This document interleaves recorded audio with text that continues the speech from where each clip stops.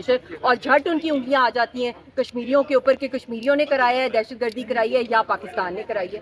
تو یہ بہت نا پرانا ہو گیا ان کی یہ اسکرپٹ. اور میں حیران ہوں کہ ابھی بھی اگر دنیا میں کوئی ان کا کوئی سپورٹر میں تو ان کو بھی کہوں گی اگر کوئی ان کے حق میں کوئی بول بھی رہا ہے تو وہ پچھتائے گا کل کو، کیونکہ سارا کا سارا جو پروف جو ہر چیز جو بینیفیشری ہے کسی بھی ایسے انسیڈنٹ میں ہمیشہ دیکھا جاتا ہے کہ فائدہ کس کو مل رہا ہے. فائدہ مودی کو مل رہا ہے. جتنے بھی اڑی اٹیک، پٹھان کوٹ، بالا کوٹ، جتنے بھی آتے رہے ہیں یہ اس کا فائدہ ممبئی کا جو دہشت گردی ہوئی ہے فائدہ کس کو ہوا ہے؟ ہندوتوا کو ہوا ہے، آر ایس ایس کو ہوا ہے، ان کا ووٹ بڑھا ہے اور ابھی بھی یہی وہ گیم کھیل رہے ہیں.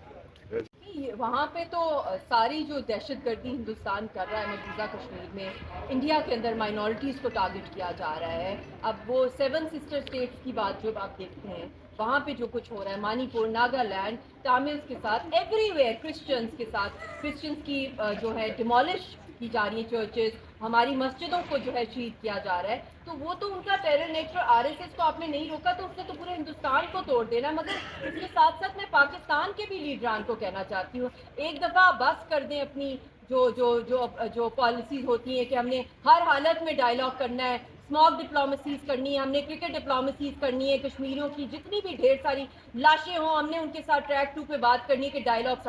اس طرح ڈائلاگ نہیں چلتے. اب بہت ہو گیا، اب بس کر دیں ڈیفینسو پالیسیز. افینسو کرائے پاکستان کی پولیٹیکل لیڈرز کو. کیا لاشیں نہیں نظر آ رہی؟ کوئٹہ کے اندر، بلوچستان کے اندر کیا کیا ہو رہا ہے. فارنرز کو بھی وہ ٹارگٹ کر رہے ہوتے ہیں، چائنیز کو بھی کر رہے ہوتے ہیں، پاکستانیوں کو کر رہے ہیں. کشمیریوں کی دہشت گردی جو ان پہ کری تو سال میں ایک اسپیچ نہیں ہے کافی. آپ لوگ دن رات پاکستان کی سیاسی پارٹیز آپس میں ہی لڑے ہوتے ہیں اور سارا ٹی وی کا جو پروپیگنڈا اسی پہ چل رہا ہوتا ہے. مگر ہندوستان جو جھوٹا پروپیگنڈا چلا رہا ہوتا ہے کشمیر کاز کے خلاف، پاکستان کے خلاف، خطے کے اندر دہشت گردی کے بارے وہ ان کا فوکس ہوتا ہے. تو آپ بھی برائے مہربانی پاکستان کے سارے سیاستدان بس کر دیں.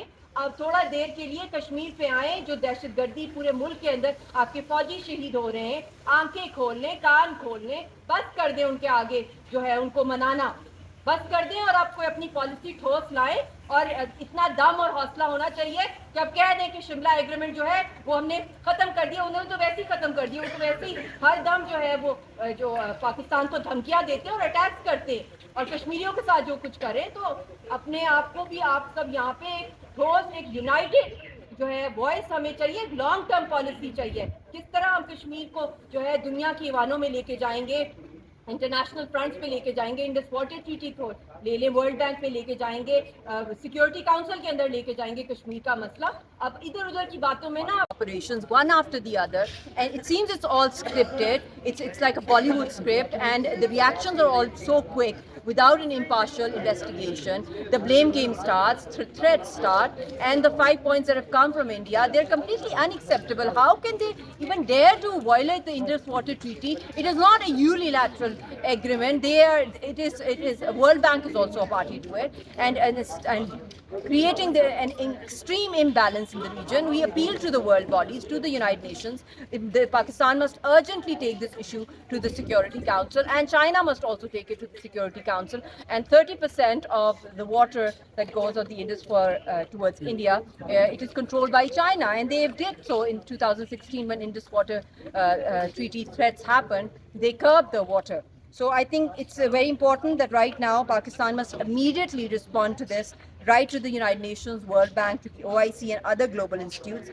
And we expect sanity coming from the world. If one man is extremist mindset, is a killer, if you see a mad dog on the road biting innocent people, obviously the guards or the security or the state will come to protect the people from a mad dog, right? So in the same manner, if this man has lost his senses and he's gone totally crazy and he controls the nuclear command of India, and you can expect any kind of war stunt happening from there, and just because he wants to win the other elections, he wants to cash on the Hindutva vote. So for that, he does all these crazy acts. Innocent Indians have died in it.